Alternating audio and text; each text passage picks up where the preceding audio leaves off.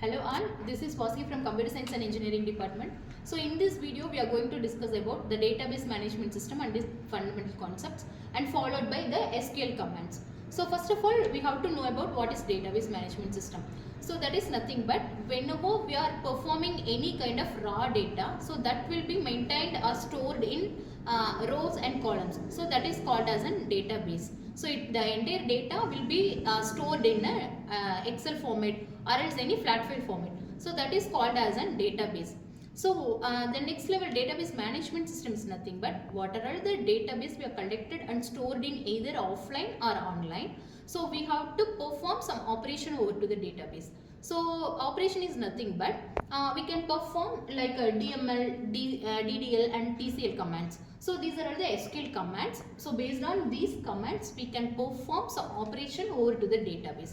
So that is called as a database management system. So here what is the ultimate role for this database management system means, so in future if you want to perform or alter any updation or else we need to delete any information from the table means, so based on the query we can change the entire data in the database. So for that purpose only we are mainly focusing on database management system.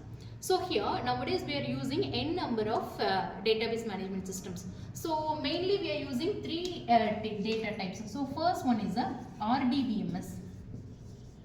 So this is nothing but a relational database management system. So which means if you are creating one table means that entire data or entity attribute values should be present in that related value. For example, if I am taking as an employee database means the entire rows and columns should be remains the employee details only. So that is considered as a relational database management system.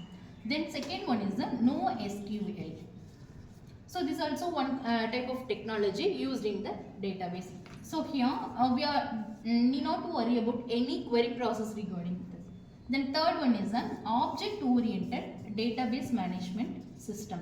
So here the entire Dbms values are purely depends on object oriented. So object is nothing but it is one of the real world entity. So that information is considered as a raw data. Then after it will be evolved as an data.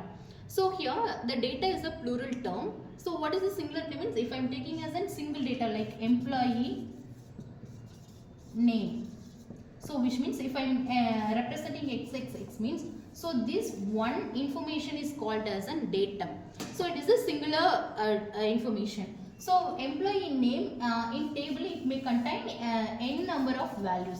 So this n number of cumulative values are called as a data. So which means if I am representing only one value means that is called as a datum. Then if I am taking as an n number of value in the database means that is called as a data. Okay. Then here the entire information should be present in a real object oriented information. So object is nothing but the real world entity. So based on that the data will be represented in the database. So now we are moving on to the SQL commands. So under this SQL command, so in this video we are going to discuss about only a data manipulation language and data definition language. So here first we have to focus on data definition language. So which means under that totally 5 commands are majorly used. First one is a create, then alter, drop, truncate and finally rename. So here this is called as a raw data. If I am collecting n number of data, so now I want to move on to the table means first I need to create a table. So for that purpose table creation we are using this create command. Okay, the next one is a alter. So in previously I am creating some table called as a table name. So here I am taking as an employee database. So this is the table name. So using this table name only we can easily find out in which table we have to update the data. So if you are moving on to the next DML command, here we have to insert the data, then update the data, then delete and we have to select the data. So this purely depends on the employee table name. So which means employee table name, here I am representing as an employee database. So here I am creating a table. So for this how I need to create a command means create table, then table name. So this table name is a user defined value. So that's why I'm here creating as an employee database. So otherwise if I want to create a student database means I can representing as a student database. Okay. Then next we have to provide some values. Here I need to provide the attribute value, then followed by data type and followed by length of the information. Okay. So now the table is created.